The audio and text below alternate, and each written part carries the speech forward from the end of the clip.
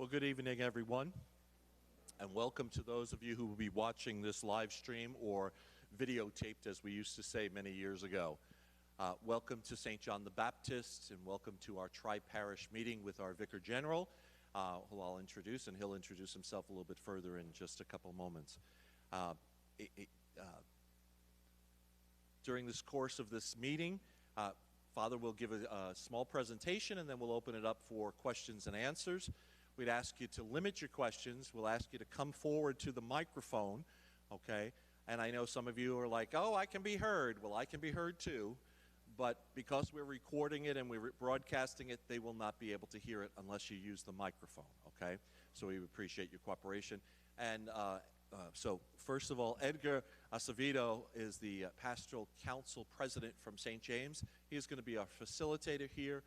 Deacon Frank Burning, who is partially winged tonight, is the deacon in charge of pastoral planning for the diocese. He's the director of pastoral planning. And as I've mentioned a couple of times in the bulletin, Father Bob, who was with us, Father Bob Longobucco, is one of the vicars general. And as you know from the explanation in the bulletin, he speaks for the bishop. So he's going to give us a little presentation, and then, like I said, we'll go through some Q&A. So thank you all for coming. Thank you to those who volunteered and helped with the little light refreshments beforehand. Thank you to all who volunteer. So as we do all things, let us pause and enter into prayer.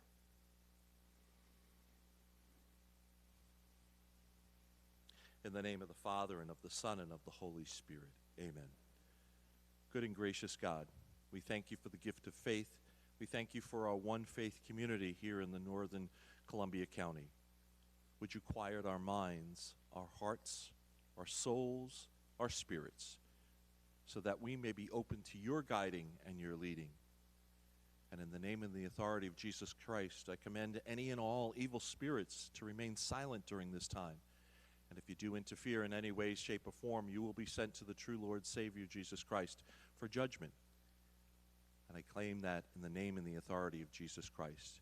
And we say together, glory be to the Father, and to the Son, and to the Holy Spirit, as it was in the beginning, is now, and shall be, world without end. Amen. Thank you.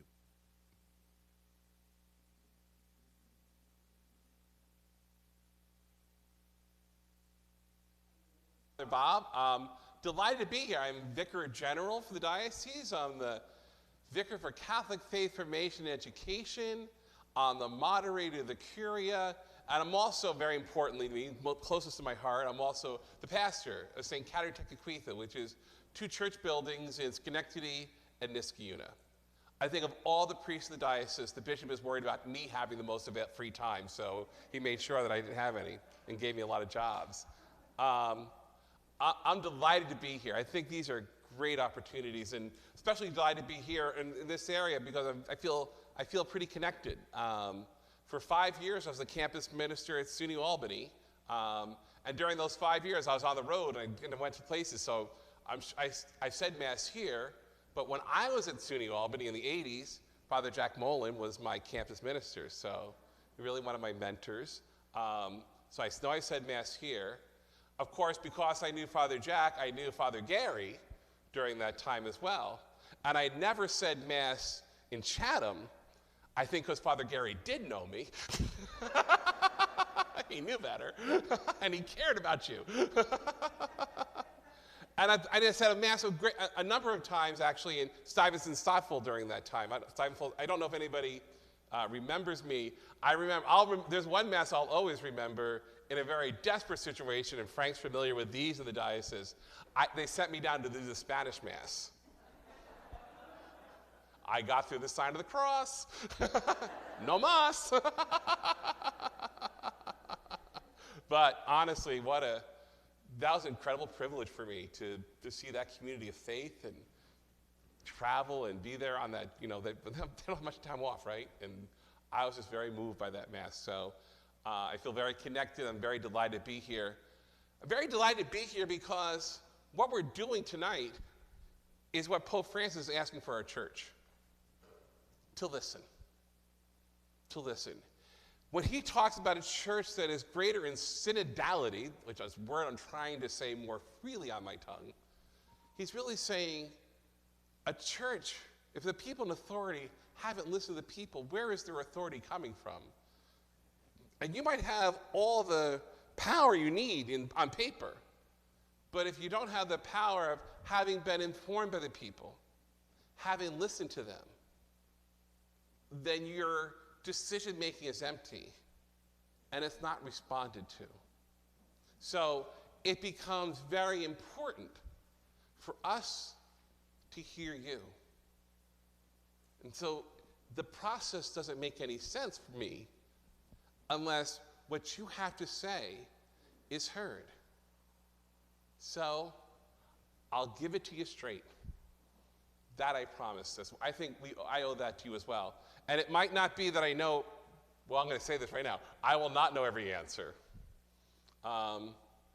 And I won't know every solution. But I do know this. And I think you're only here because of one reason, right? You think it's a critical time for your parishes, right? Or your social life is somehow worse than mine, and this is why you're out here, right? You know it's a critical time for your parishes. We know it's a critical time for your parishes. But then that critical time then, is it a moment to think about what we can do? What can be new? What's being offered? What are not just our fears, which are important, our hurts, which are important, what are our hopes, and what are our dreams? And the most important thing of all, I think, is where is the Holy Spirit leading us? Where is the Holy Spirit leading us? You may or may not know this. There's a shortage of priests in our diocese. Have you heard this? Have you heard it? Okay. It's good to know, right? It's good to know that you don't have like these many churches and everybody else has got like one, right? So there's a shortage, right? And that's a problematic thing. But I am convinced of this, that even if we had every single priest, we need one priest per parish, maybe two for bigger ones, there are still things we need to do better, even if we had all those priests. For example, if we didn't have the situation we had tonight, do you think we'd have this meeting? But shouldn't we have this meeting anyway? So this is an opportunity. The Spirit's moving us into a place where we can be heard. So this is the time to think about what's important, what's just, and what's possible. Because I think really new things are possible. I think the Spirit's going to be working through this. Oh, it's got to be, right? If the Spirit isn't working through us, then what are we doing here? We're not even a church then, right? So that I'm feeling positive about this. I also want to feel sensitive to you and all the things that are coming in this time of change. Look at the whole world right now, right? We're not the same world we were 18 months ago. Something's changed. And now we get to decide, with the world tilted differently on its axis, how do we want to be world? What will be different? What will we recapture, and what do we not want to go back to? Where is our compassion? Where is our mercy? Where are we being led to? And in our small community here in Columbia County, the axis has shifted again, right? And we ask the same questions, with the same hopes, with the same fears, but we ask and journey them together. End of homily. I'm delighted to introduce my colleague and my friend, Deacon Frank Burning, who's Director of Pastoral Planning.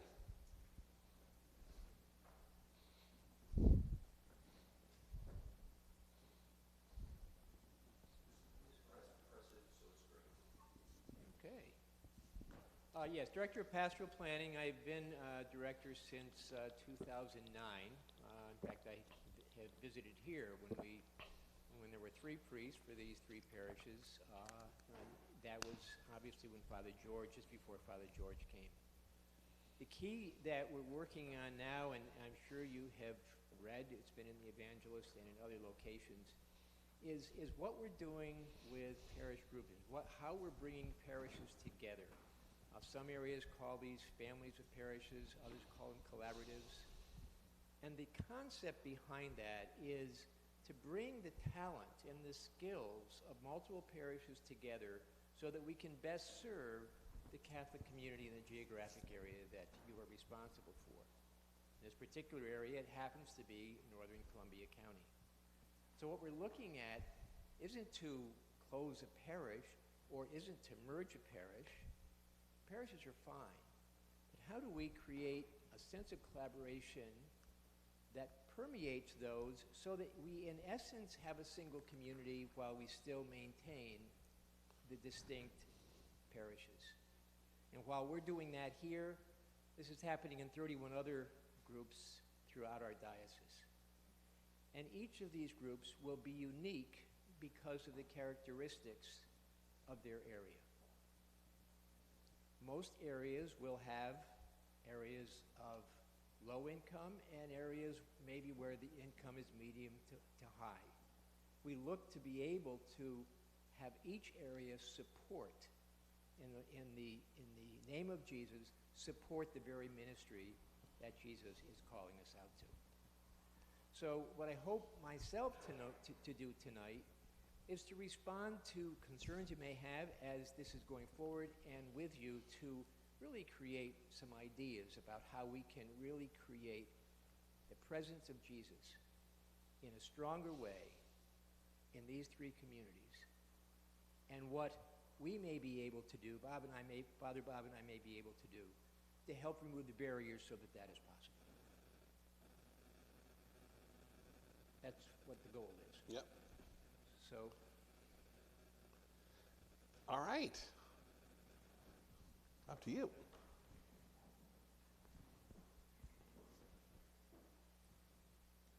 Well, it's such an honor to be asked to facilitate this meeting, to have you gentlemen here. It really is wonderful.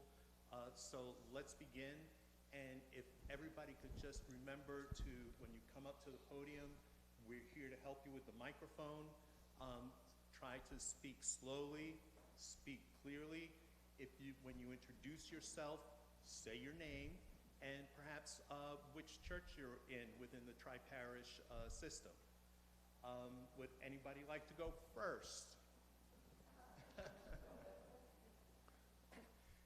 Well, good night, everybody. Thanks for coming.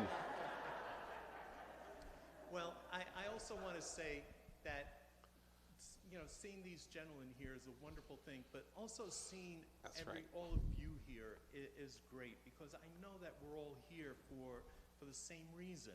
We all share, a common concern. And I want to say that there is, our goal is to have this tri-parish community. I want you to know, and I want you to know that this community does exist. Mm-hmm. Everyone in here knows each other. We're all in this, we all know each other. So there is a community here, and that's what I'm hoping will happen when you come up to speak and to share your feelings. This meeting probably should have happened first, before the whole transition took place. And it's wonderful that you have a response to that, but now you have the opportunity to come up to the microphone and elaborate a little bit more on it. I have no idea how things are going to turn out. I really have no idea, but in working with Father Steve, I'm so hopeful. I love this community, and I do want to see it happen. So I think it would be really great if somebody came up so I could stop talking.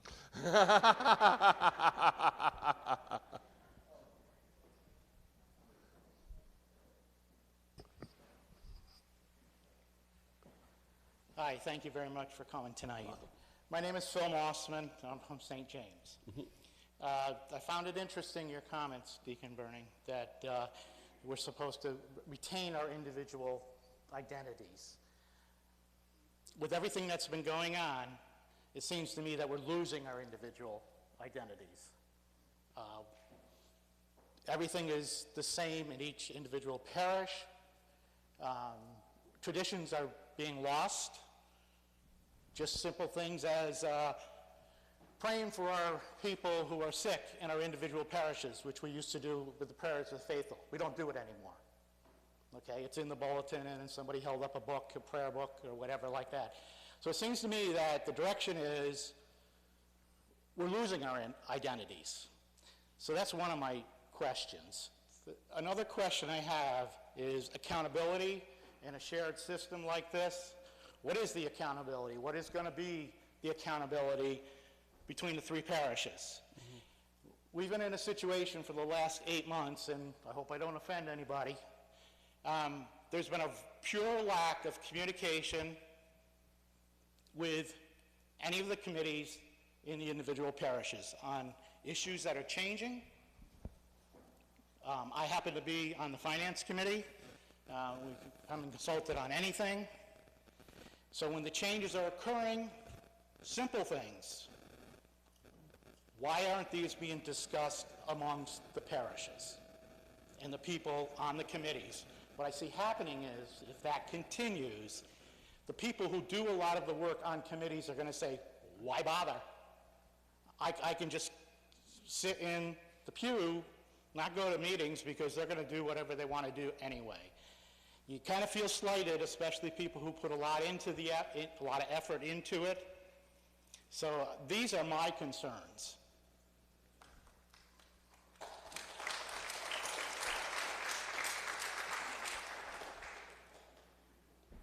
Frank, did you want to?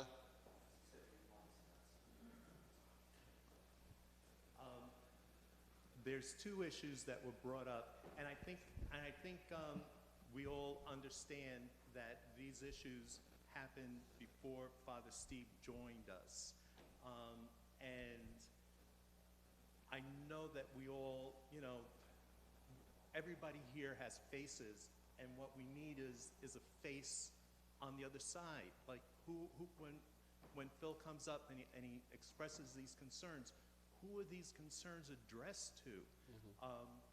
He's brought up two concerns, one identity and one lack of communication. So perhaps you want to take on the identity and we'll address each concern separately. And I'll bring a chair over for you so that you don't have to run back and forth. We don't want you tripping.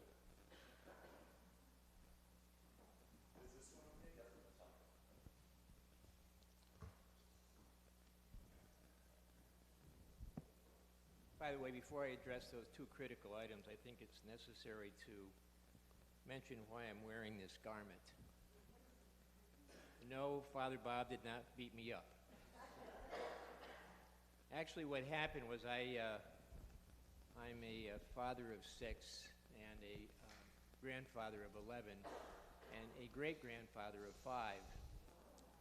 And one of my grandchildren was over, my granddaughter, Olivia, and we began horsing around. She came out fine. I came out second. Small chip in the bone, and hopefully another week and this will also disappear. Issue of both identity and communication. I wonder if I can reverse that request and deal with communication first, because the Office of Pastoral Planning is responsible for the interim team. Absolutely. And how that came about, how we determined an interim team, was something that we decided 4 years ago. And the reason we went to an interim team was because during that time when a pastor left because they retired or because they moved, because Bishop reassigned them, there was a gap. And oftentimes there was a lack of leadership. And what was occurring was it was taking longer and longer for Bishop to call forth another person to be able to fill that position. So we determined that we wanted to have an interim team made up of a priest, hopefully that would be there on a routine basis, and an interim admin person who intentionally would not be there on the weekend, but would try to work with staff during the week. And candidly, what I've discovered in the last month, not only here, but elsewhere, is that in that understanding of what was going on, there was a gap because it was our expectation that the trustees would be able to give announcements periodically twice a month during Mass about what was going on, and that would come from the interim admin person. This was not Deacon Andy's omission. It was really an omission that was in our office that we didn't do that. So for that, I sincerely apologize. We are correcting that with the other places that we have, and I apologize to Father Steve because he's had to come in to kind of fix that particular issue. So that is on us, and although it doesn't affect you, it does affect the other interim places that we have. We're on a winning side. We had, a year and a half ago, 24 interim teams. 24 places that we did not have a pastor or a parish life coordinator. We are now down to 8, and hopefully, come January, we'll be down to about 2 or 3. Bishop is committed to making assignments faster. So again, it doesn't affect you. Your situation has changed, but because of situations that were here, hopefully others in the future, we have learned from you. And again, I apologize for that. Issue of identity. Could I get some clarity on when you're talking about identity? Are you talking about parish identity? Are you talking about Catholic identity? When we talk about identity, what are you? Parish. Okay.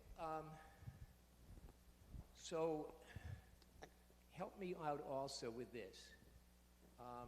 When you talk about parish identity, what is it, when you have it and it's working, what does it look like? Okay. Oh. Communion camaraderie. Community was the response. Another? Camaraderie. Camaraderie, okay. Family, good. A parish is a family of families, isn't it? A parish is a family of families. And your 3 parishes is a family of 3 parishes. So the 3 items that you just mentioned are items that you're absolutely right, belong in a parish, but through our bishop and actually through the Holy Father, we're hoping that that occurs now in that grouping, in that family of parishes, in that collaborative. So I think that the issue that you are raising is appropriate, identity is appropriate, but we're looking to say, how does that now spread so that, I think it was mentioned, that you guys know each other through these 3 parishes, so there is some identity that these 3 parishes now have. Pardon me? Individually. But not necessarily collectively? Okay, well, that might be a challenge then that we would want to address and that we would help also to facilitate. Yeah. Just let me talk about identity a little bit. You know, I've been at my parish for 14 and a half years now. I was at St. Helens, actually, and Our Lady of Fatima was the other parish, and I was the priest serving that parish. They had a parish life coordinator. 10 years ago, strangely, 9.5 years ago, we took another path. We decided to merge, which was really a sacrificing of a parish identity by coming up with a new name and one community. And we're not looking to do that here. I think what makes up a parish identity, truly makes up a parish identity, are the people of the parish, right? When you think about what makes up the identity of your family, it's your family. It's the people in the family, right? And what you do and who you are together. And that's always precious, and I think that's going to be retained. It's always going to feel different walking into one church and walking to another. It feels different to you, right? You know where you are when you walk into those churches. I'm in a different situation. We're kind of, all our people go to one community, you know, they go to one high school, and they already knew each other, and there was kind of one community, so it was easier to kind of merge them. you kind of are who you are. You know your own music. You know your own style. That's really important. I think our failures in communication probably didn't help that at all either, because when you didn't get to put your stamp on these transitional times, and as Frank said, we apologize for that. But I think ultimately identity is linked to the people. Now I want to kind of pull out that family analogy a little bit more. How many of you have children who married somebody? Okay, right? Okay. So, Frank got a very warm reception. I want to say, I have 10, 11 grandchildren too now. Thought it would help with the sympathy. When that happened, your family stayed your family, right? Did it shift a little bit? Did it shift a little bit?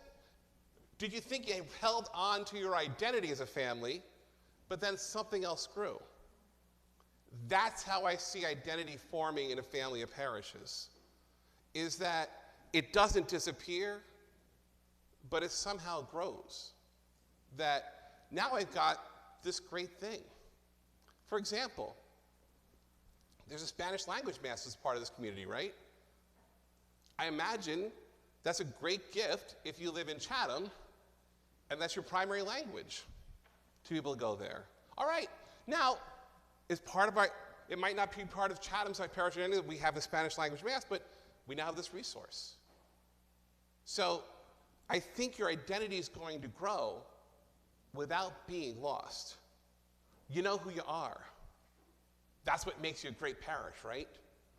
You already know who you are. And you live that out in the mission of Jesus Christ. Because the only identity that's worth having in a parish is the identity of Jesus Christ, right? Now, that looks different in my parish than it does in your parishes. It looks different. It shouldn't be a different story, right? There's not a gospel being preached in Stuyvesant that's not being preached, and a different gospel in Chatham. You might be preaching it differently, you might be hearing it differently, you might be singing it differently. But who you are, that's really important. And how it can grow, that's really important too. So I think those traditions are really important. And I think sharing those traditions are really important. I don't know how well you know Schenectady, but I'm going to be I'm in a parish network with St. Anthony's in Schenectady. You know St. Anthony's Schenectady? We got a festa now, right? That's a great gift to my parish. So these gifts that each one of you have, if somebody's got an amazing cantor, and there's a really important funeral, invite that cantor. Who we are can grow, but who we are has got to stay the same. And as long as the communication is strong, that everybody gets an imprint on what these new things are, I think the identity is going to grow, deepen, widen, and grow.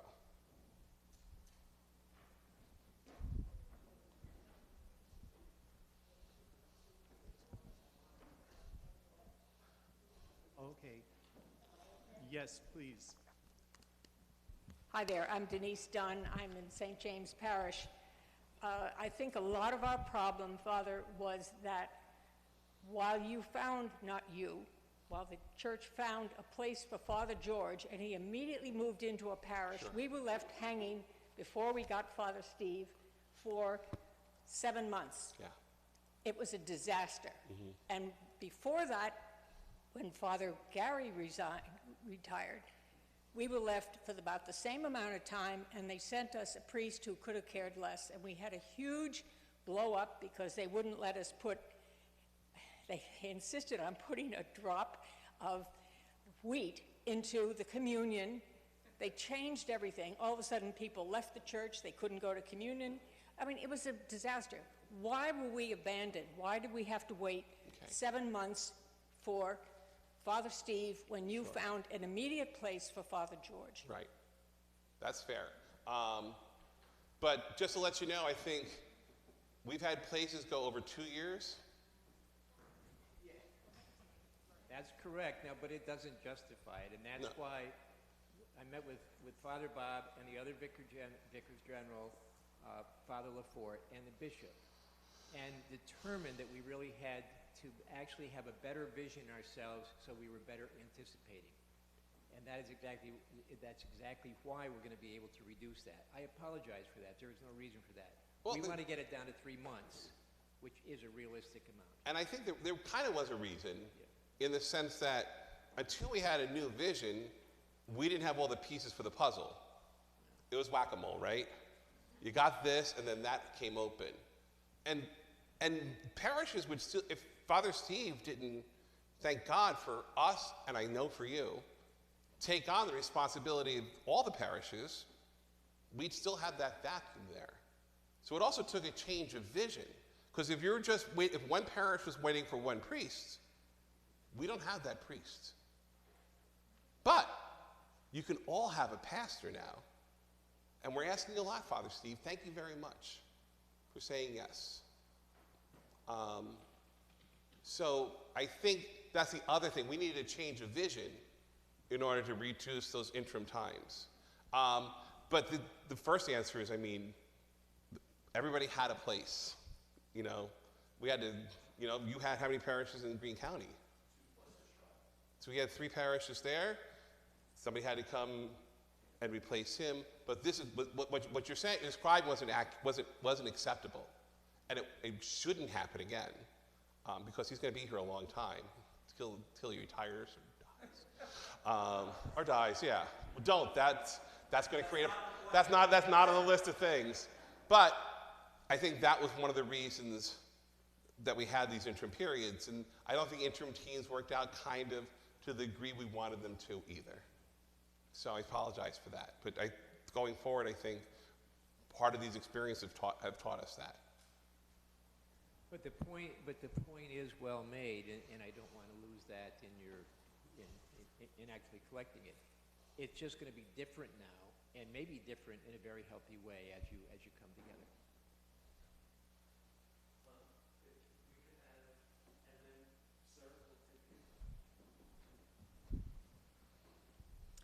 Hello, I'm Barbara Smith from St. James. Sorry to give my back to you folks. I guess I had a practical question. We understand there's a shortage of priests, so we're sharing, Father Steve, among the parishes of this network. But it also seems that if we're to maintain our identity, which I think I heard one of you say, that we should be allowed to have our own communications person, our own music person, our own treasurer, and our money stays in our church. And I have a feeling we're kind of talking around the edges here that at some point that's going to get blended, much more so than it ever was.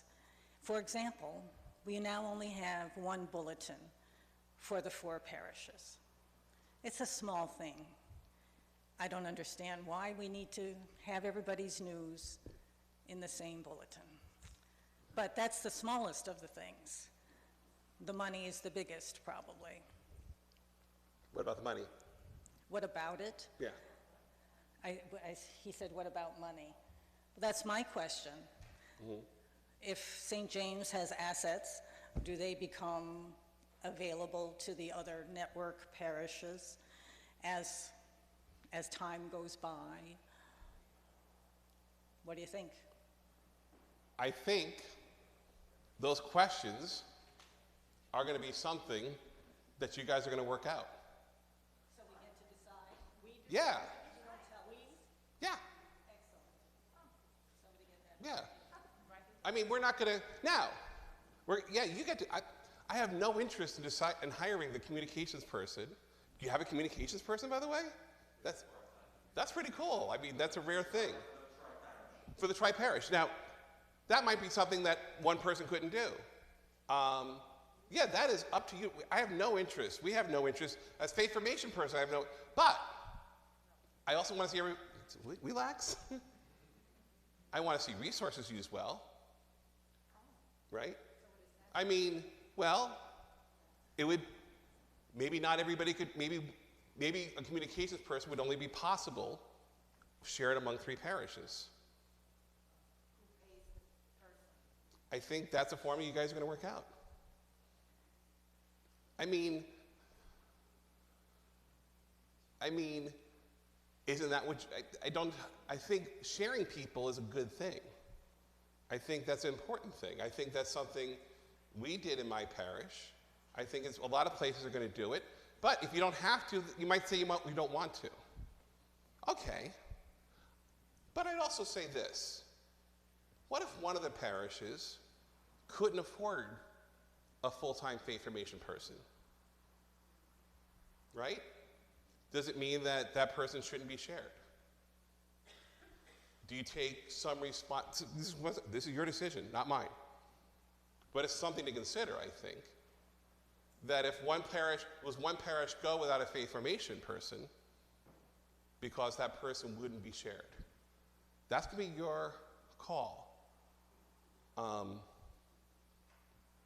But I think that's a consideration that's going to be really important for people to make together. I like one bulletin, honestly. I'll tell you why. Because there might be something great going on in the next parish. As long as you can get everything you would get in your bulletin, I'd rather see you get everything in everybody's bulletin and then see what all the things are going on. Is there a social justice ministry in these parishes? Okay, that's a hard thing to start, right? There might only be 2 or 3 people, right, who are interested in a social justice ministry. That might be 9, though, among you all. That's a ministry, right? So that might be a ministry. There are ministries. Who's visiting? Anybody visiting Columbia County? I know we can't do it. Anybody doing jail ministry? Who's doing jail ministry? Is a parish taking that on? Right now, I don't think anybody is because of the pandemic. Right, but before the pandemic. I'm sorry. One of the deacons was going. What deacon? We don't have a deacon. Warren was going? Right. Right. So we have somebody, just want to for the live stream. So a retired deacon was going to, before the pandemic, to the jails. I'm sorry, one more? You were saying? Volunteer chaplain at the jail. Oh, that's great. And you were a volunteer chaplain. And I still work at Memorial and Albany. That's great. Thank you very much for that. Now, I know in Schenectady, there's a parish that kind of took that on. And they got a team that got to go in every week. Okay, you come back up. You don't seem happy. I'm really not belligerent by nature. But your experience, Are you on? I'm sorry. You might not be on either. Yes. Okay. Your experience, I'd really like us if we could focus on the parishes here. Mm-hmm. What happens in Schenectady is great, but I'm trying to figure out what's happening here and how it's going to move forward. And you guys are deciding. Well, who in our church gets to decide? The priest, the parish, whatever, council members? The pastor, who I assume would work with pastoral council and finance council. That's how we want things done. And I think that's how we will listen. Well, that's a relief then. What? Because I think if our voices are heard, then decisions will be at least informed by our voices. Right, and that's all we can promise, right? Because you have a specific vision for your parish, right? Absolutely. Right? And he has to have a specific vision for caring for all 3. And I don't think that precludes the vision of independence. Right. So to clarify how your voice can get heard or anyone else's, now it's going to be different in each of the parishes because of the identities. Well, that's great. Okay, and I agree with you, okay? At St. James, because you're specifically from St. James, Edgar is the chair of the Pastoral Council. They advise me because I'm the pastor. That is their role. Part of their role is to listen to other people from the same parish about what the issues are. They were out of commission, we'll say, for a few months because there was no pastor, okay? You now have a pastor, for good or for bad. They're back in business. They've been meeting, I think you've met at least 3 or 4 times in the last 2 months, right? 2 meetings? Plus you're also 2 meetings, plus you have subcommittees on the Rectory, or the Colbert House, as we're now calling it, right? Okay. So yes, I mean, I have a vision, you know, because I have to look at 3 parishes. I know you don't want to hear about the other 2, but that's my responsibility. That's what I was sent here for, okay? So do you get 1/3 of a pastor? Well, it comes down to the finances then. Are you willing to pay for 1/3, or are you getting more? So there's all these things that come into play with that, okay? So we're, part of that is for here, to listen. I'm sorry, go ahead. Come on up. Come on up. This will be your last time because we really need to have other people come in. As facilitator, Yes, yes, sir. I am given this job to move things along, and we will be happy to get back to you. And I think there'll be opportunity to wrap things up near the end. And I think what you've got is maybe a wrap-up question here. We have this gentleman here who wanted to speak. Would you like to come up?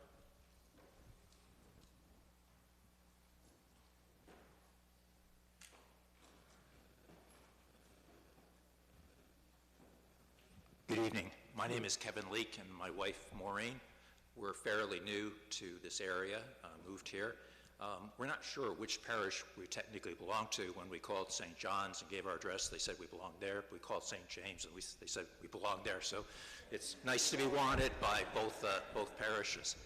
I mentioned when Father Steve was doing his listening tour the other day, I mentioned him and he was very enthusiastic for this. And so I just mentioned to the vicar to hopefully provide resources and help, because I have to imagine every parish might be going through this, is I love the analogy that we are a family and the 3 parishes are part of our extended family. But in a family, we know who each other are. We know how many people are in our family. We know the challenges and issues that the members of the family are facing. And I have quietly or subtly just talked to people in church services here and said, how many families are in this parish? And people don't know. Within how many families, how many individuals are in the parish? And people don't know. How many children are in each parish? We don't know. And having just come from another parish which had a very vibrant children's program, it concerns me to see so few children at church. I realize part of it's the pandemic, but our children are the lifeblood and the future of our parish. Yeah. And I think by having just very simple things like publishing the attendance at Mass services so we know how many people are attending, publishing the weekly collection so we have a feel for how much we're collecting, plus what our average monthly bill is so we know if we're running short or running well for the finances, understanding a parish, the demographics. You know, parishes vary based on their age. There's parishes that lean to be older, so have more seniors. They need programs. There are parishes that tend towards younger, and they're going to have different programs. Absolutely. But I think in the absence of this information, which we've been here just a short time, is that I feel that people don't know what's going on, and when you don't know what's going on, then your imagination runs wild. Very good. And I have to imagine, Vicar, that Father Steve shouldn't ask me to create a program to do this, happy as I may be to do it, but there's got to be tools at the diocese that you can send out, and Father Steve or somebody can get it done quickly, and we'll have aha moments. We'll say, wow, that parish is particularly young. What are we doing to focus on the children? This parish leans very senior citizen. What are we doing for them in the twilights of their life? So information would be very, very helpful. And I know Father Steve's very committed to that. Thank you. And the good news is that the diocese has purchased a program called Mission Insight. And we can literally look at these 3 parishes and give full demographics, both individually within the 3 parishes and then globally. We can look at the ages of the people that are here. We can look at other demographic information.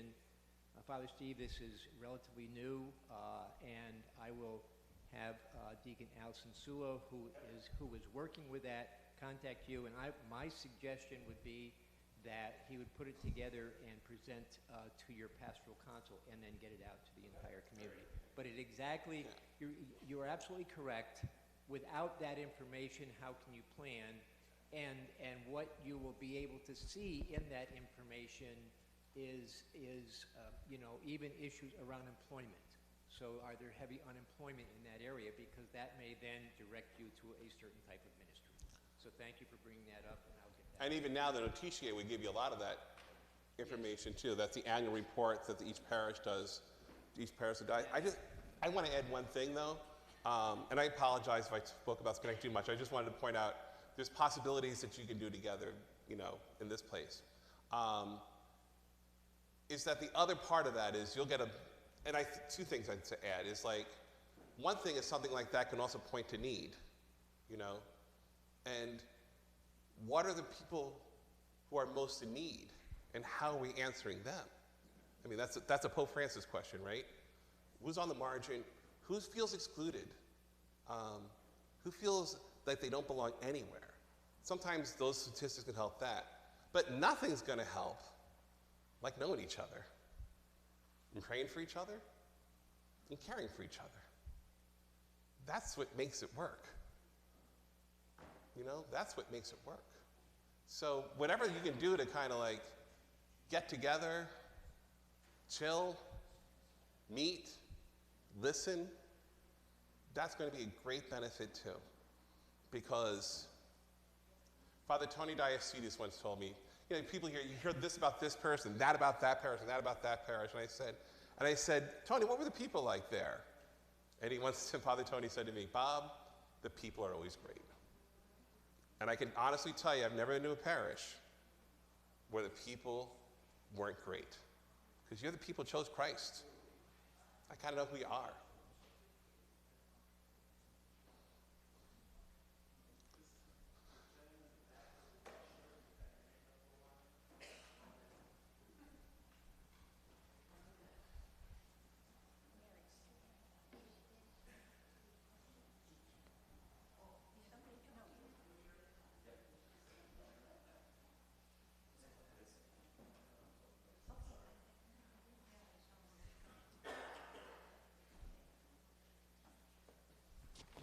Good evening. Good evening. My name is John Zukowski.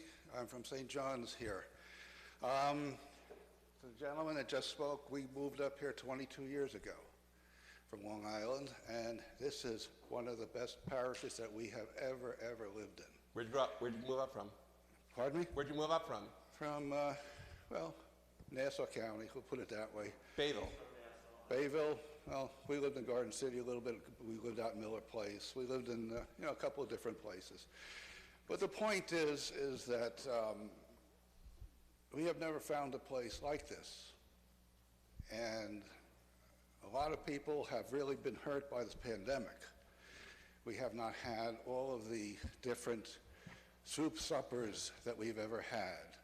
We have been not coming to church. We have not seen each other, or a lot of people haven't, because we've been afraid. So I think that's a very important thing. And I know all the other parishes are feeling it too. I know that I've gotten very involved in it, although I have backed off. For 20 years I've done a lot of things with Father Jack, Father Gary, we've helped out and things like that. But that's not the reason that I'm here. I'm asking you, since you're from the diocese, we're going to come down to something practical that I know that has always bothered me and a few other people. So might as well hit it. One is the schools, the school tax. Okay. My understanding that the school tax is something that sort of radiates out in a circle from Albany. Mm-hmm. The closer you are, the more children, theoretically, you have that are going to Catholic schools. And I don't agree with that.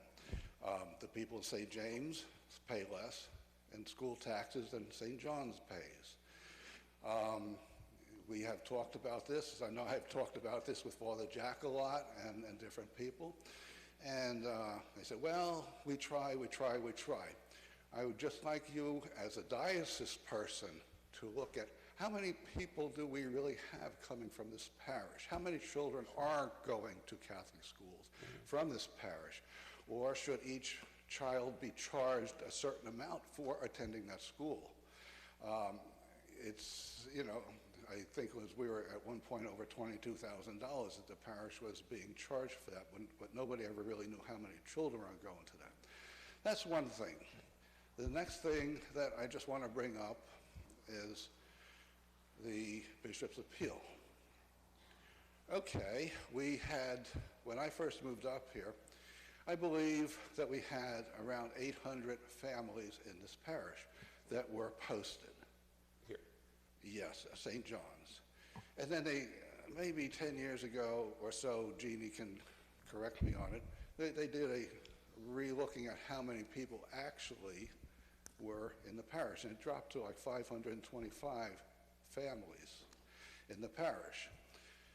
Now, we started out at $57,000 when there were 800 families. We got dropped down to 55,000 after we lost maybe one-third of our families.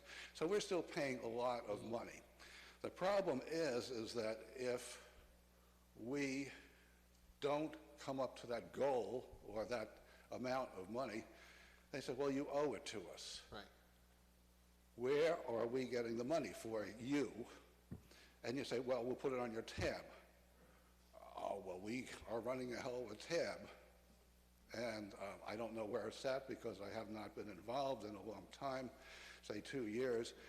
And I think it's incumbent that you look at the amount of families that you actually have, and again, what are the demographics here? How many people are old, cannot afford that thing? And you're taking money from us. Okay, I painted this building. I painted the back. I painted the kitchen. I painted the classroom personally. And I've done a lot of stuff for here, and when it comes out to it, we have done a lot without money. We have people here, but they're all getting old. Okay, I'm 71 going on 72. I've got Dave behind me who's probably 74, 75. We got people that are now in their 78s. You haven't got it anymore, and you're gonna have to start hiring people. You keep taking that money from us because we have to hit that goal. I understand you've got your things that you want to do, but I ask you to be reasonable about it too. Don't take the money from us if we haven't got it. Okay. Thank you. Thanks. I'm going to assume that's not applause for the Diocesan Appeal. Did you just get your? I haven't gotten the same job. Okay, okay. We just redid them. I think 90% of them are down. Actually, it's based on the fact the diocese is making $600,000 in cuts to our services. That hurts us. We'll serve you less well. But we're hearing, we understand where we are. Also, the last 2 years during COVID, there was not an assessment. So when you did make your goal, you did not have to pay the remainder. We took COVID, we took the abuse scandal into account for that as well. This year, there will be, but like I said, I think 90% of the parishes are down in their assessment. The assessment, just to let you know, is based on parish income and on the collection. So we are trying to be aware of what's happening in your parish, and when the numbers go down, if the numbers go down, if the numbers, not necessarily your families, but if the collection goes down, you'll see something similar. Is it a 3-year average or something? So We actually started again this year, but this is a brand new year, and there's no minimum or maximum, because some people are being unfairly treated because some parishes were increasing their revenue, but they only increased 3% each year. So over a period of time, they might have gone up 30%, they couldn't. So we couldn't keep up with that. So this is a brand new calculation based on this year, and almost every parish is down. I suspect it would make sense. And the other big thing I said is we're cutting our spending probably over the last few years, $1 million. Now, there'll be less service. We got, like Father Steve is working harder, everybody in our building is working harder and doing more jobs. That used to be one job, is now 3 jobs. But we understand that's where we're at, and we're trying to be responsive to that. A few years ago, I think probably since you were involved, we dramatically reworked the school assessment formula. We lowered it, Mary's looking at it, is that right? We were part of that, right? We lowered the top rate from 8.3 to 6.4 for people within 15 miles of the parish. And I think it's down to something like 0.85. Now, you could say we don't have any kids, which should be nothing. But I think Catholic schooling is a gift to our entire diocese. And I think it's important that every parish be a part of that. That's just our thought.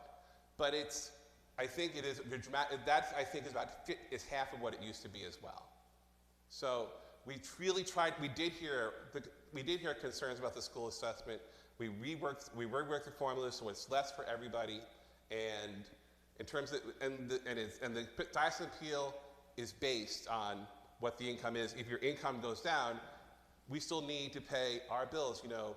And I think every parish, you know, we don't do a great job of explaining what you get out of it.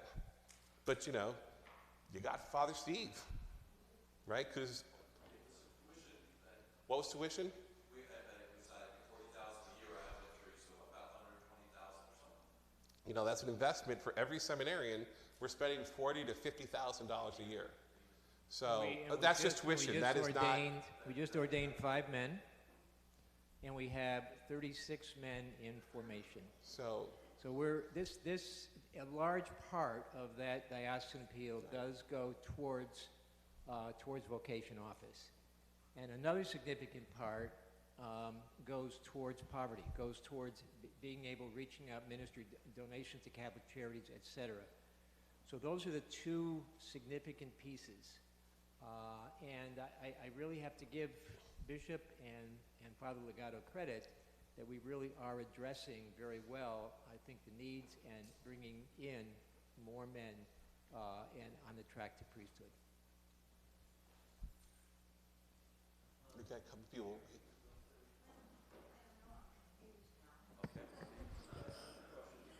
Well, it's more than one question. I am Mary Beck, and I'm from St. James Church. And I have been a member of St. James for 60 years. And I am 91 years old, and I am still active in my church. And nothing that is going to happen is going to stop me from my faith. Mm-hmm. Although I do have a lot of questions that I don't really know how to express all of them. But you keep saying that we make the decisions. Well, somebody made a lot of decisions that where is our central office? Where is our rectory? Mm-hmm. Where is the communication? In my second career, I was a teacher, and I know about communication.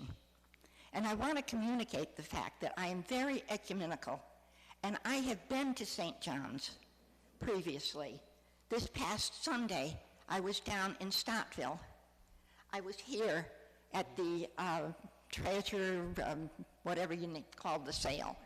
So I believe that there are many of us. There were 5 from St. James that were in Stottville this past Saturday. But the decision making, as a teacher, we always had to have a goal or an objective. It seemed, I got the feeling that the objective wasn't clear as to where you were going or how you did it. And I don't know who made the decisions and who was doing their homework. For example, whether it's scuttlebutt or not, but we are going to be assessed at St. James for office furniture for the office that's now going to be here in St. John's. I may be wrong, but this is what I'm understanding. And so that we have plenty of furniture, office furniture at St. James, but we are going to be assessed for new office furniture for St. John's. Pardon me? For the central office. It's not St. John's, it's St. George, or the 3 parishes. Yeah, I know that. But why we're part of the three parishes. And do you get what I'm saying? Yes, I do get what you're saying, but basically... You want to use my question? If I could just clarify, all right? Steve, you want to respond, please? What happened, and I think what Mary's trying to say is that we had the offices at St. James, and St. James received a bill for office furniture at St. John's. And one question might be, why, if we have offices, why they need to switch. But while they were buying office furniture for St. John's, which is a wonderful thing, we were getting rid of office furniture at St. James. We weren't aware of what was happening, so money was being spent while, where it really didn't need to. And it just goes back to the communication that you were talking about, and you said wasn't happening. This is another example of what the effect that Right. had. And thank you, Edgar, and thank you, Mary. Yes, and I just heard this, that the assessment or the bill or what have you, okay? But that comes down to, again, with anything. So my salary, my expenses get divided by the three parishes, okay? And you would agree with that, right? Because I work for all three, all right? So that's similar to what Father Bob was saying about sharing the resources and sharing staffing and religious ed, and, faith formation and music ministry and all that. Now, the purchase of new office equipment, okay, happened before I became pastor, okay? It is in the building that used to be known as the St. John's Rectory, okay? It is now known as what you were calling it and other people are calling it Corporate Central or what have you. But it's the tri-parish, I feel like it's back in the business day, okay? And I worked at corporate headquarters in San Francisco, so I get that, okay? But it's the tri-parish office, okay? All right? And we still have the office in St. James. We still have an office in St. Joseph's in Stuyvesant Falls. We don't have an office in Stottville because that's not a parish. That's a mission of Stuyvesant Falls, which anybody who goes there or is a parishioner of there understands that. And that goes back to Father O'Connor, which is, from what I understand, 10, maybe more years ago, okay? All right, does that help? That does help. But Okay, you may not agree with me, okay, but I'm just telling you what I understand, But okay? we need to have communication so that we understand it all. I understand parts of it. Gotcha, Now, when you talk about communication, the other part that was very disturbing, Right. Evidently somebody in the chain of command made the decision as to where the office for the tri-parish would be. Right. They also made the decision where you would live. Correct. We have in St. James a very lovely rectory, which is empty. Someone made the decision that it was going to be sold. Okay, and you do know the follow-up to that, right? So when I came in, we put that sale or the possible sale on hold so that the pastoral council can take in all the ideas from people from any of the three parishes, from our community, of how we could use that. The pastoral council at St. James has been tasked with that. They're working on it. I believe the deadline is October 3rd, okay, for ideas, and then they're going to weed it out and say, this is not possible, this is possible, and come up with a couple of plans where I then, as the pastor representing the tri-parish, can go to the vicars general, can go to the powers that be up in Albany and say, we don't want to sell it because we want to use it for this. As long as it doesn't put it on the tax rolls, okay, because we're a nonprofit, we don't want to pay taxes, okay? And as long as it's something that is spiritual or religious or something to that effect, that's the input. You have your time to do your input now. Mary. Have the other parishes, St. John's and St. Joseph's, have they contributed at all to any ideas? I believe a couple of people have had opportunity. Mickey, one of the trustees, says yes. But I'll say only one more thing about communication. Okay. In this whole process, volunteers from St. James redid the whole rectory. Okay. And where was the communication that in the long term, they did not want to use it for that? And I hear think you, that's Mary. very, very regrettable. And I understand that, and I said this at the town hall meeting that I had, that you were at, okay, a few weeks ago, 6 weeks ago or so at this point, is those were things that happened before. My goal is to be as communicative as possible, and I don't want to do, and I'm sorry this, I know that somebody disagrees with this, I want to put it in one bulletin. Don't want to have to put it in 3 bulletins, okay? I want to communicate to everyone so everyone knows what's going on. Some people only want to know what's happening with St. James or St. John's or St. Joseph's. I want to communicate to everyone, okay? So Frank, Okay, you want thank you very much. Yes. And I think if either of you gentlemen would like to address what Mary was saying, and I think everybody understands the direction going forth from here. The question has to do with how we found ourselves in this situation. And I think that's Mary's concern, how we found ourselves in this situation, and then we'll want to discuss how we're going to get out of this situation. Can we change? Can we change what's already been determined? The primary factor in the selection of the rectory was based on the fact that the people who donated the property at St. Joseph's had a stipulation in that property that if it wasn't being used, it would revert back to the heirs. So we looked at that property, and if that occurred, the rectory is extremely close, really on the same campus as the church. So we looked at that, we looked at the location, and we looked at the potential, if you will, for achieving what the bishop has asked for, and having a place that is on the campus of one of the churches and able also to have more than one priest, so that you could have a seminarian there, you could have a parochial vicar there. Who reviewed that was Father Barrett, who is the Episcopal vicar for this area, Father Ebert, who is vicar for clergy, myself out of pastoral planning, and we submitted and shared that concept also with the leadership team.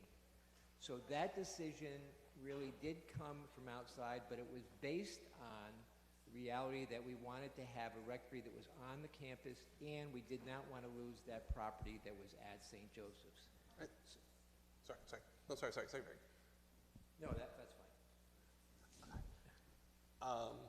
I think the also thing, and maybe this is our mistake too, and you guys can make a decision about this, but there was also a moment where we didn't want the new priest to come in and make a decision that was going to get anger half the people you had to serve.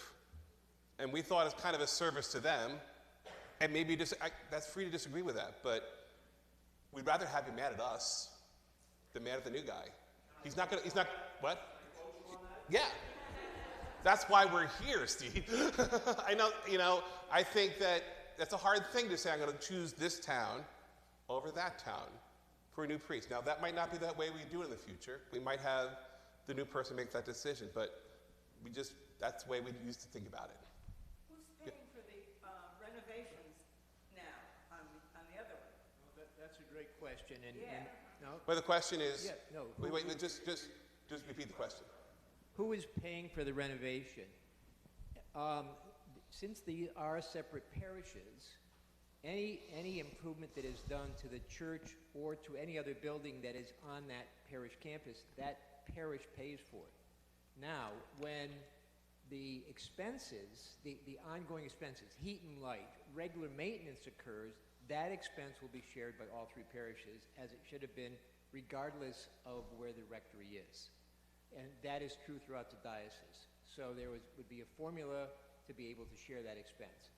But the can of paint to fix something up or fixing the front steps, that was borne by St. Joseph's Parish.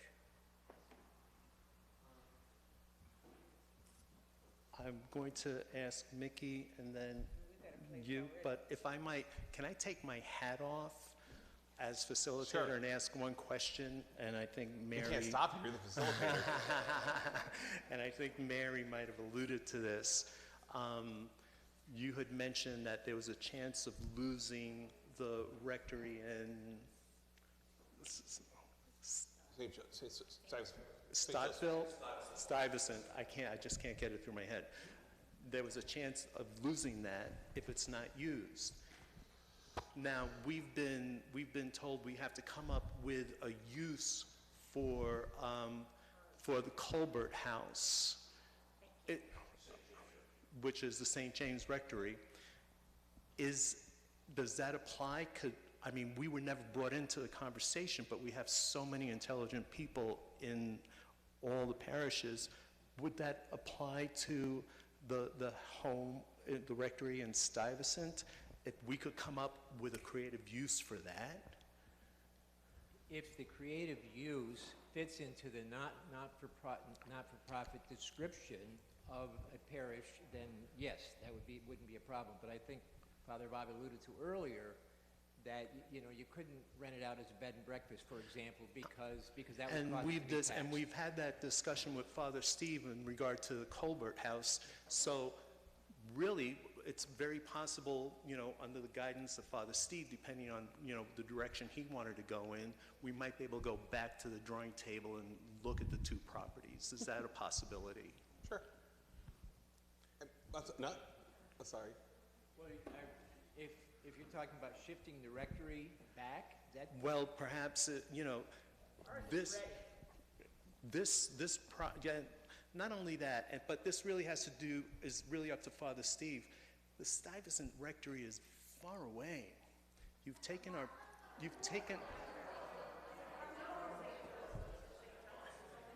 It's... okay. Well, what I'm trying to say is, it's something we could discuss. It's something we can discuss. And I did go over the line, and I'm going to put my facilitator's hat back on and bring Mickey up because she's more... Frank, did you want to respond? Did you want to respond? So, I'm Mickey Dennis, and I'm the trustee at St. James, among other things. First of all, we never thought we were going to use St. James as a bed and breakfast. That was a joke. I know. Heard that rumor, sorry.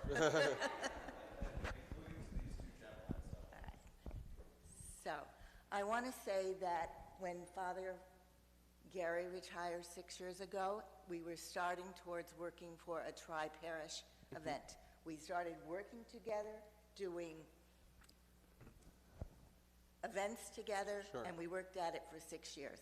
It just stopped when the pandemic came, and but we're willing to do that. I think it's a good idea to combine faith, education, bereavement, and a lot of other things that we could do as a team in the tri-parishes. Still keeping our own identity. People could come to St. James to have their baby baptized.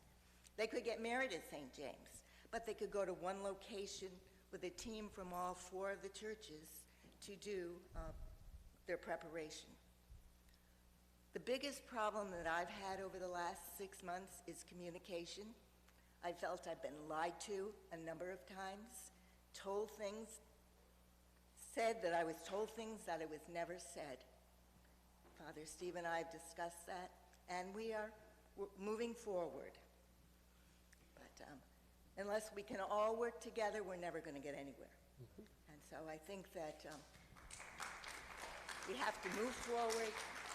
We're not going backwards. Where we are now, it's only going to go on from here. So. Yes, we had a great pandemic team that we worked. All 3 parishes?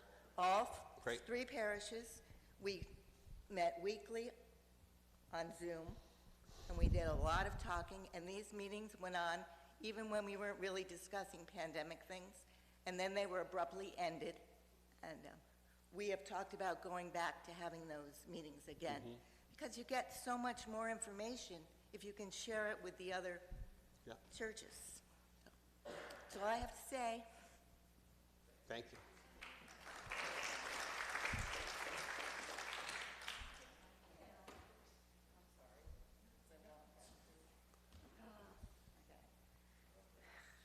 Hi, my name is Sally Narramore, and I'm a parishioner here at St. John's. I was actually married here at St. John's. However, I had moved to what was then St. Mary's at that point, and then we came back up here.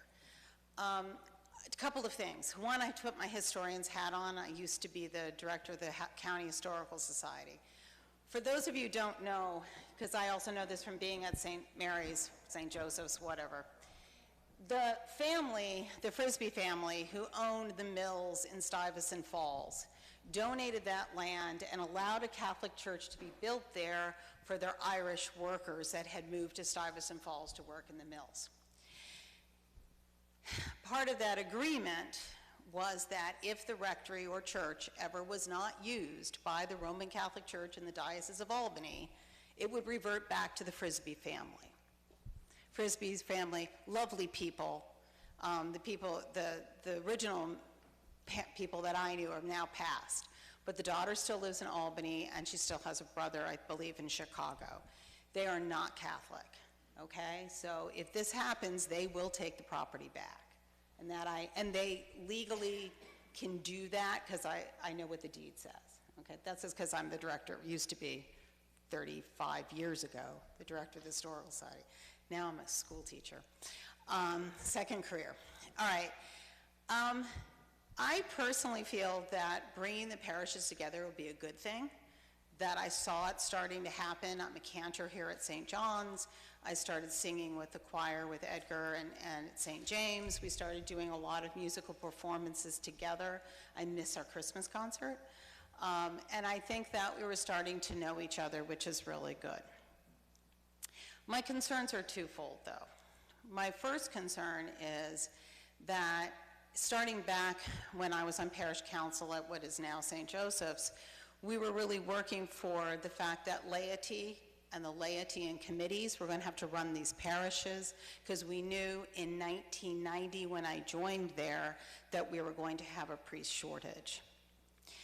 I have felt in the last year that the laity of at least this parish, and I think all of them, have lost our ability and our voice, and that people aren't listening to us. That people are coming in and making decisions for us. And this is a really picky thing because I'm a cantor, but I'm suddenly told I can't talk anymore. I can't introduce the songs. I just sing. Okay, I'm a woman, and I'm looking at the men in front of me, and I'm looking at the fact that there are more women in this parish right now than there are men. Okay? So I think that that is one of the issues that I think some of us are feeling. The second thing is I'm concerned about the lack of young people that I see coming to Mass, coming to church. I raised my two daughters in both, and they confirmed from this parish. And I was wondering with and this is more of a diocesan question, having millennial daughters, you know, daughters of the millennial group, who are both PhDs from Notre Dame, they feel disconnected from this church. And I think, and I feel that a lot of young people are feeling disconnected, one, because of how much we make them go through to get married in the church now, and all of those aspects. What are we going to do as a church to encourage them back in? And I know the systemic things the diocese can't deal with, but can we at least have a dialogue about it? Can we at least get together in parishes and talk about our frustrations? Yeah. That in 1977, when I graduated from a Catholic high school in Cincinnati, Ohio, we thought women would be priests, to be honest with you. I'm 62 years old. Hasn't happened yet. So I think that is a lot of what's going on, and I think that in worrying about the money or the rectory or whatever, we're missing the real point.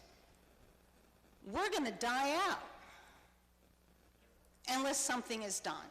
And even though we are just parishes, at least we could talk the talk to each other, maybe bring some, and maybe at least admit to young people that we know this is not necessarily looking friendly in the world, I think that's what Pope Francis is talking about. And I just was wondering what the diocese is going about doing that, and whether Father Steve wants to try and do that within this community. And then I'll sit down.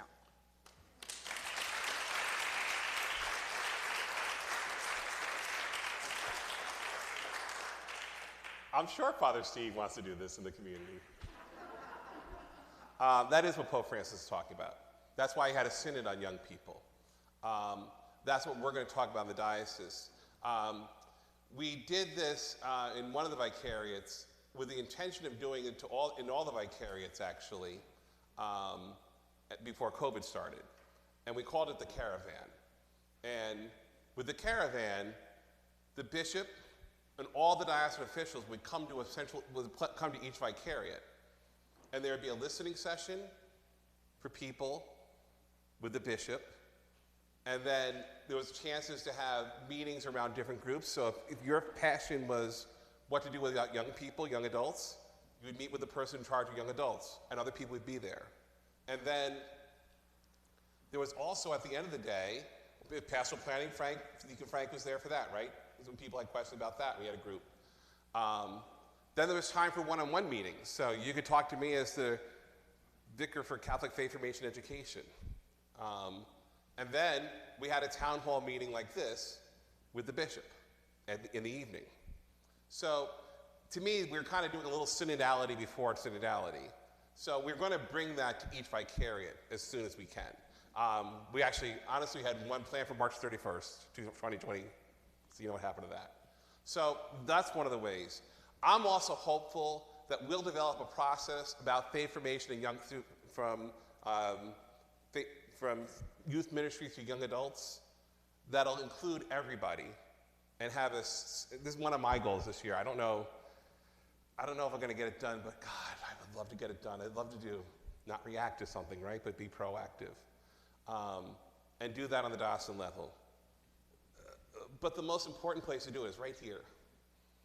Is right here and with you guys. I don't know the kids in Columbia County. I know my kids. You guys know them.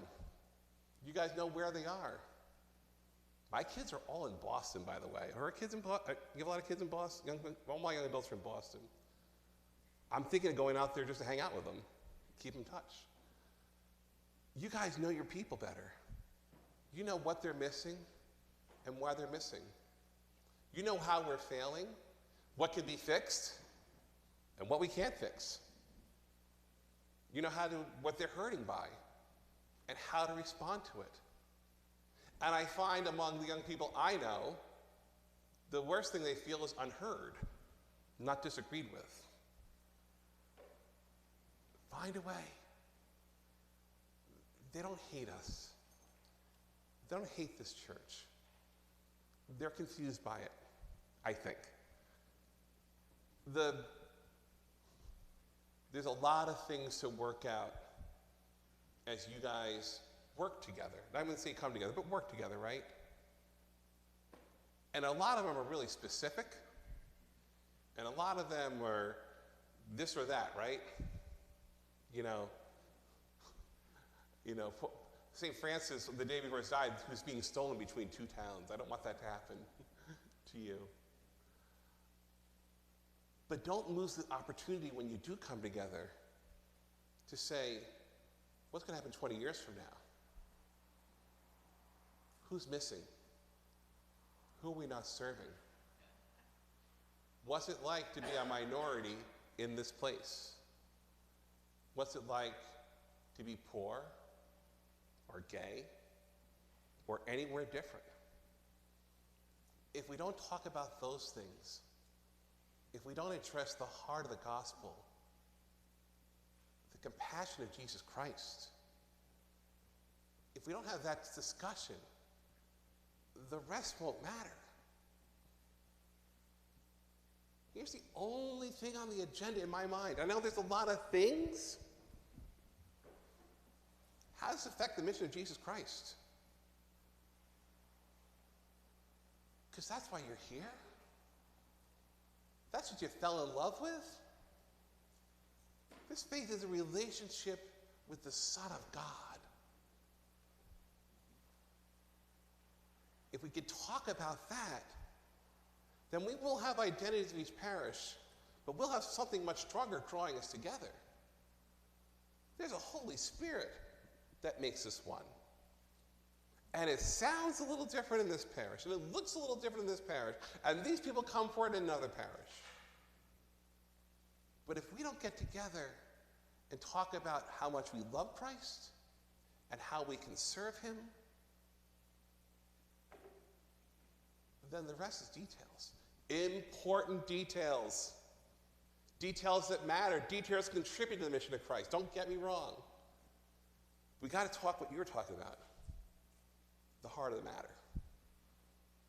You'll be amazed how much we want, desire, and long for this word to be heard, and how you see its beauty and how it's lived out in one another, and how much richer we are when we have teammates,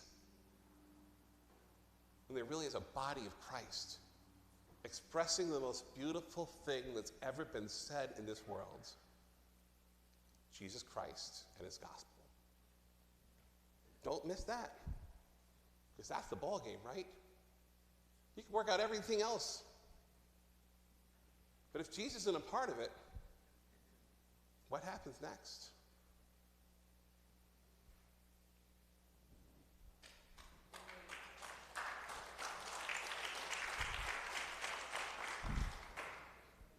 Last week at St. Clement's Church in Saratoga Springs, Christopher West and Mike Mangione came. A program they called Made for More. It focused on the theology of the body by John Paul II. There were about 350 people there. 200 were young people. I think we have to discover what it is that is drawing them out. They were there, they were enthusiastic, and it certainly appealed to them probably more than it appealed to me. I was there to kind of listen to see what it was, but there was a great enthusiasm that I saw with these young people. So they are searching. There's no question in my mind. They are searching. So we need to figure out, how do we prepare our parishes so that we can respond to their need.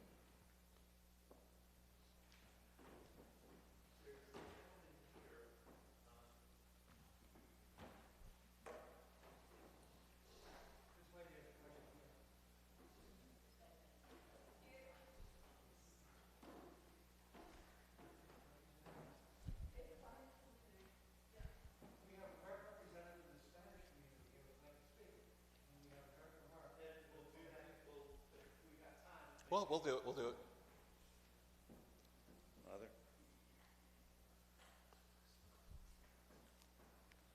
The mask's pretty difficult when you have to have hearing aids, Vicar. Carmen Esposito. It's worse Church when you of need them Saint- and you don't have them yet. Carmen Esposito, Church of St. Joseph. Just like to make a couple comments and then follow up with a short question for clarity. To get away from the initial thought here of identity, the Church of St. Joseph, which was formerly St. Mary's, this will be our fourth. I've been involved in 3 of them, okay, right now. The first was Nativity. Right. When that happened, the church survived.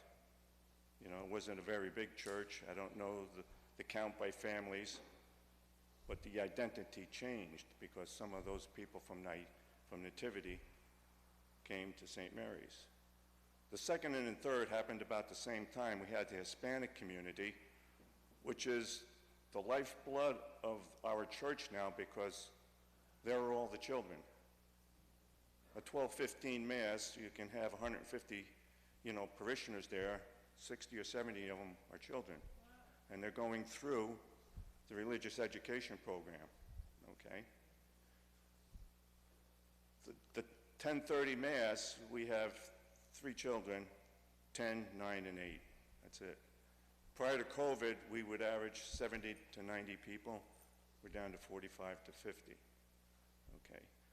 So, as I said, the identity, the Hispanic community, we started having a Mass there. And then with the help of Father O'Connor and Father Folletta,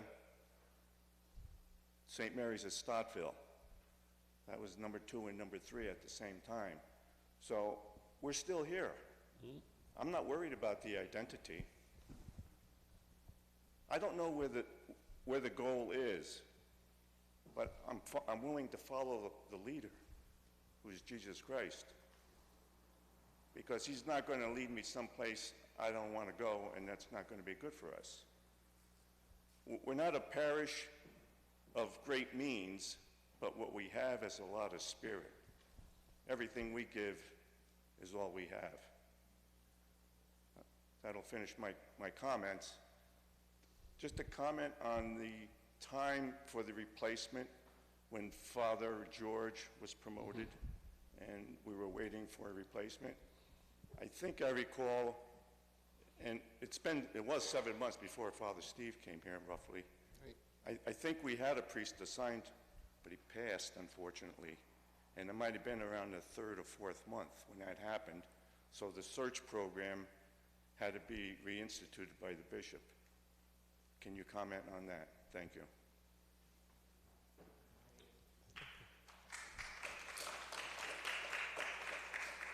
Candidly, I am not aware of any priest that was assigned that died. I'm not questioning. I'm truly, I mean, I don't have all the information in the Office of Pastoral Planning, but I'm truly am not aware of that. Was the priest coming here during that interim time? What was his name? What?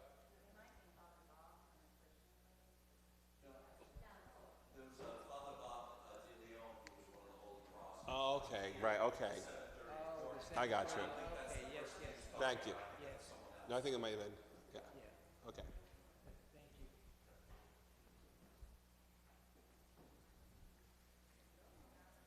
Hola.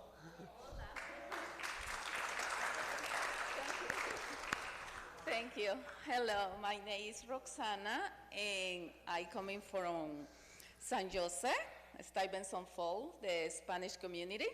Thank you so much for Father Steve, Debbie, and Carol, because they keep our community, Spanish, informed what happened in the activity over there. But my thinking is, what we can do with our community, Spanish, to connect it with the Anglo, speak English. With the kids, no, it's the problem because they talk two language, But the parents, the parents and the kids, they are family and they like to do the same things, everybody, the family, whole family. But what we can do for they feel part this, a big community.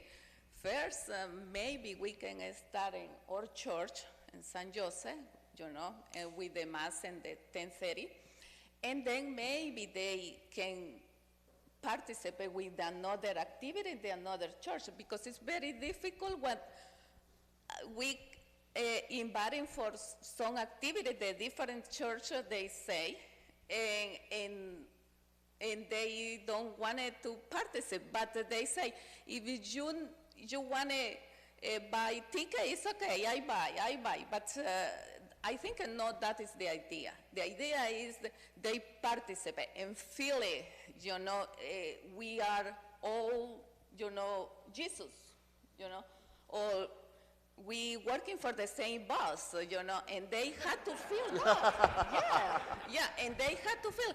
Doesn't matter it's Spanish, English, but the feeling, I think that we need in our community, for the people, is they grow up, a lot of kids, young people, they going, but we wanted to, they participate more with all you,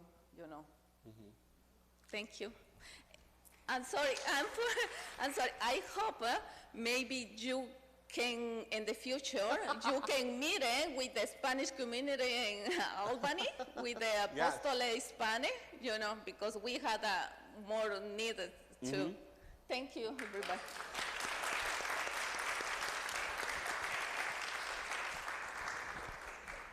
I think that kind of says part of the gift of this night, right? Somebody said, where are the young people at? 12:15, right? And that's that energy everybody in this community needs, right? It seems to me, from what you said, right? So it's a gift. That's a great gift. It's a great gift for everybody.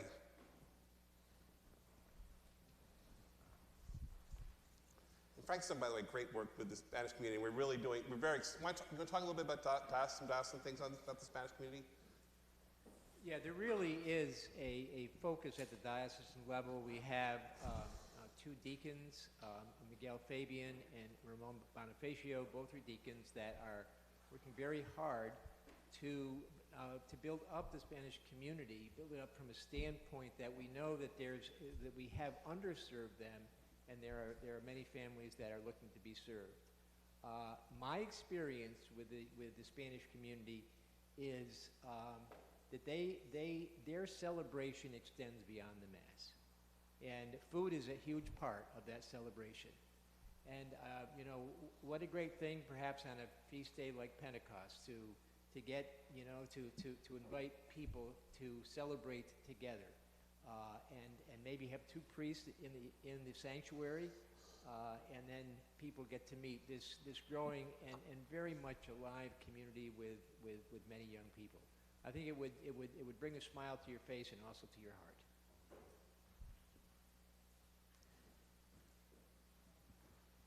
Just as an extension of that, and Ruth Ellen is over here or whatever, but one of the things we're doing with our confirmation or our high school students, it's going to be a special Mass once a month in October, November, December. And in December, we chose December 12th because it's the celebration of Our Lady of Guadalupe.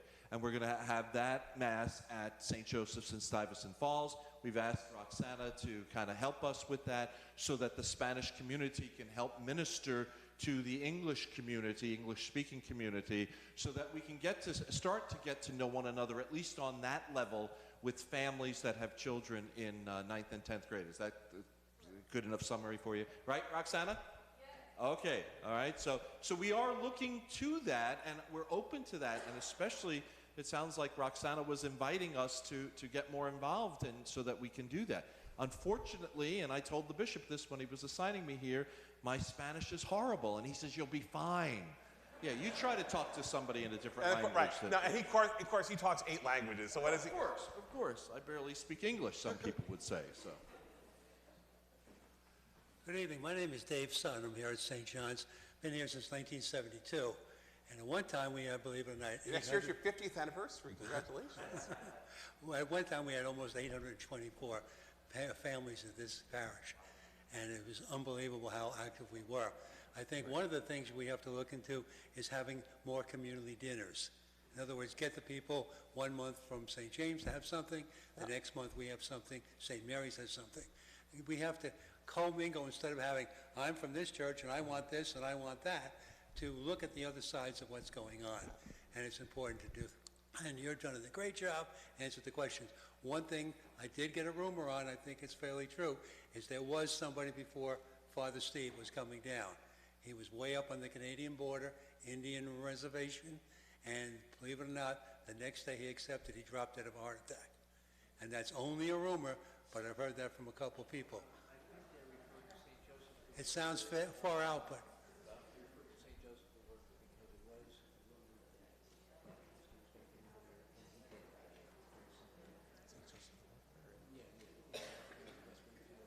Oh. There you go. That was never said. I'm listening. I got you. I know who you're talking about now, who passed away. I'm not sure that was, I think I can see how that was a rumor. I don't know if that's what happened, but certainly, look, anytime we've had priests suspended and we've had priests die, and that makes the pressure greater on the entire thing. But one other quick question for you. I see now if a priest is assigned to a parish. What? If a priest is assigned to a parish or a group of parishes, he can only stay there 5.5 years. Why is that? So in canon law, you either can stay there forever, or you can, the only exception to that is if you can be assigned for 6 years, and then you can be renewed for 6 years. Okay. So we've now started assigning pastors like Father Steve, because he's assigned after this, and by Mike's assignment, that'll be true for me. For 6 years, renewable once, and that's canon law. So it's either forever or 6 years renewable once. Good. And that's decided by the bishop. That's decided by the bishop to choose those two options, but those are the only two options, just to let you know. Well, thank you for your time, and I wish you Thank well. you very much. Thank you for being open. He said something before the question. What did he say? What was he talking about before the question? What was he talking about before the question? You remember? What was the other question? He was saying something before the question, a comment like this. Okay. I can't remember. Yeah. Good evening. Good evening. Jack Corrigan from St. James. Father Bob, there are a number of Long Islanders here. I can tell. You're in good, We're all doing pretty well on our accents, so good job for us. you're in good territory. I did a lot of consulting in the corporate world. And whenever there was a major change, which I think we're going through now, the rule of thumb was communicate, communicate, communicate. Now, I know you've apologized for the lack of communication. I don't think that's good enough. You have to demonstrate to all the folks here about the way you're going to communicate on a going forward basis. The other thing, in my tenure here, we've had 2 deacons that I'm aware of at St. James and St. John's. One of the things you do when you're consulting, as in almost any job, you establish credibility. Once you establish credibility, things can work better. So the folks who have come in here came in with their marching orders, as I understand it. They did not ask or didn't talk to the staff or the parishioners. What's going right? What could be improved? How can we change this or change that? What are your ideas? You know, the bishop has talked about shared responsibility, and I think folks here have said there is very little shared responsibility with the laity. The decisions are being made, and we have to abide by them, or else you leave, or whatever. So I think you really have a big hurdle here to overcome and establish the credibility with all of these folks so that things will work well. I think you have a real challenge. And I think the people, many people, as Mary said, she's here, she's 91 years of age, she's been through a lot. Carmen said he's been through a lot. Okay, we can get through this, but you need our input. If you don't get our input, something's going to fail. That's all I have. I agree.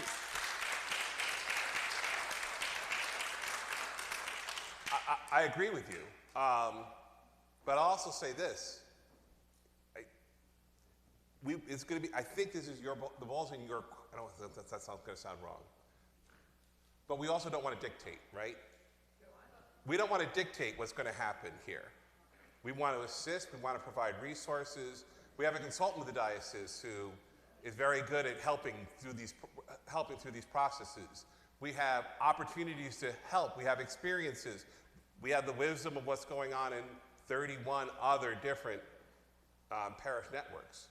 But it's up to you to take advantage, whatever you want to take advantage of, anytime you want me here, or you don't want me here again, whatever health works best for you, that's what we're here for. We want to be here as resource. But these parish networks, we put them together to thrive. but you guys make them thrive. We're not going to make them thrive. We're going to help you thrive. But that's what you guys are going to do.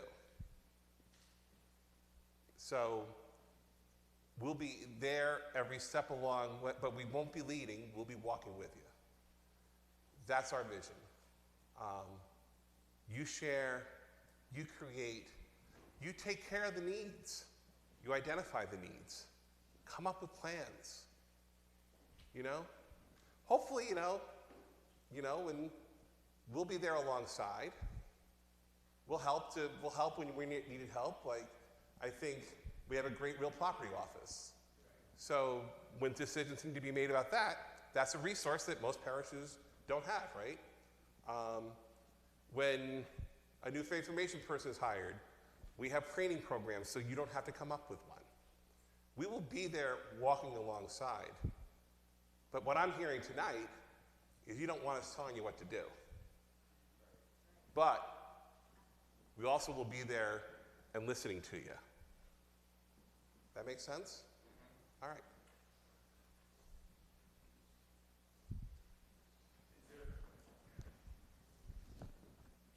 Is there anyone else who would like to say something? And by the way, I'll be around afterwards if anyone wants to talk. Hi, I'm Teresa Ribadanera. I'm from St. James. And just to be very specific about two things that we didn't feel there was shared communication about. We were really active when we started being able to come back, at least at St. James, with the pandemic. I know each of the parishes were doing different. And when the mask mandate came off last June, one of the ideas floated is we wanted to have a barbecue to thank all the people who had spent so much time coming in and cleaning the church, volunteering, rotating through. Deacon Andy told us there was no way that wasn't happening. We couldn't do it. We could do it as a tri-parish maybe, and it would definitely not be held at St. James. And there was no recourse. There was no input. That was our idea, coming to celebrate people, to reunite people, and we were told we can't do that. The other thing is in terms of the rectory. So there was a group meeting, and as my understanding, the only way we found out that the rectory was going to be for sale was when a realtor showed up.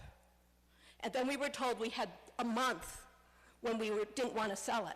But no one consulted us. The trustees weren't involved. The deacon and the interim staff were not involved with us. And so that's not showing me in good faith that there is any communication going on.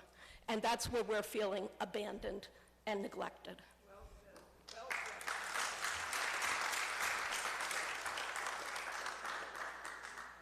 I do concur that there was a lack of communication, but I will say that June 16th, there was a Zoom meeting.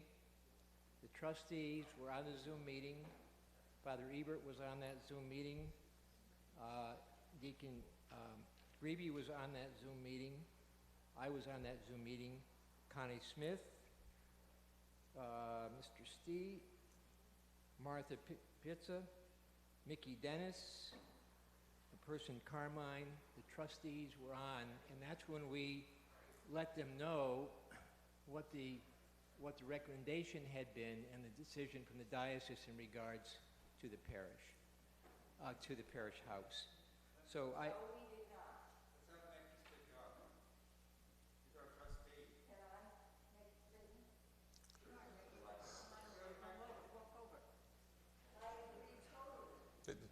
Wait, Mickey, just wait till you get here. I agree totally that on the 16th we had a meeting via Zoom. We were told that Father Steve would not be living in our rectory. My question was, what are we going to do with our rectory? Anything you want to do with your rectory. You can have classes there, you can have meetings there. And I said, if you think you're going to sell our rectory, people will walk. And you said, we're not going to sell your rectory. End of statement. And I think that tonight we have recognized, and if that issue, if there was miscommunication or direct communication about the sale, Father Steve called me and said, we need to change the plan, and we agreed with him.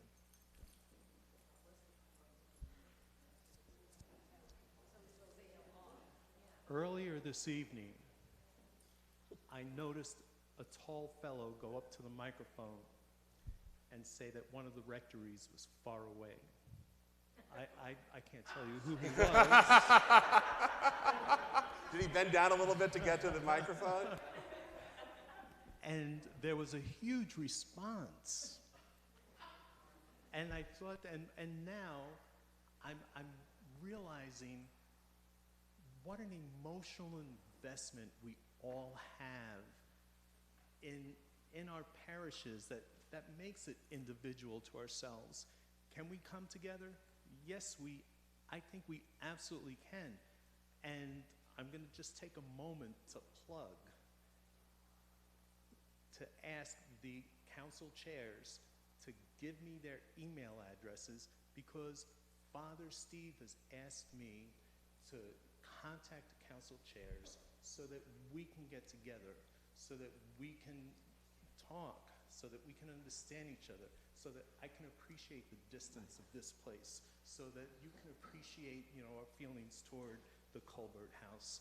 And a lot of mistakes were made, and I appreciate the fact that you gentlemen came up and you spoke to us, and I really hope that we can use this opportunity to work together to move forward. So get me your emails, please. And Father Steve. And one last word about identity. I think parishes know their own identity and pray well. You don't necessarily know the identity of the parish next to you. And once you know what they do well, it's going to be really important to decide what you can do well together. Who's already got a great program? Who's already got this on rail? You know what I mean? This is going great here. So you really need to kind of talk about what you do well to each other first before you can work together the best. Just a quick couple of things, and as Father Bob said, he'll be around. Deacon Frank, you'll stay for a few minutes if you have any. Some people don't want to use the microphone. If you want to have a quick little conversation, we'll all be staying around. Thank you to Edgar. Thank you to Deacon Frank. Thank you to Father Bob, and everyone for coming tonight, as well as those who asked questions. So thank you very much. God bless. Let us stand and say an Our Father together. Our Father, who art in heaven, hallowed be thy name. Thy kingdom come, thy will be done, on earth as it is in heaven. Give us this day our daily bread, and forgive us our trespasses, as we forgive those who trespass against us. And lead us not into temptation, but deliver us from evil. Amen. Sacred Heart of Jesus, Pray have for mercy on us. Our Lady of Guadalupe, intercede for us. Saint James, pray for us. Saint John the Baptist, pray for us. Saint Joseph, pray for us. All holy men and women, pray for us. Thank you, everybody. God bless. Thanks, Saint Stephen. I should have said that's a little litany I came up with, so it includes them all. You did? And one of them is Holy Family, so I got Jesus, Mary, and Joseph together. I do it in the order I normally do.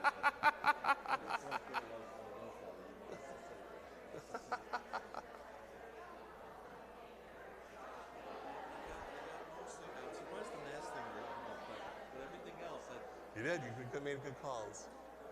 And she was good. Like, what if we got together and you figured out all the rest? You didn't talk about anything about Jesus. So true. And I like the historical part of it. That was great. I was like, wow, it's not coming from one of us.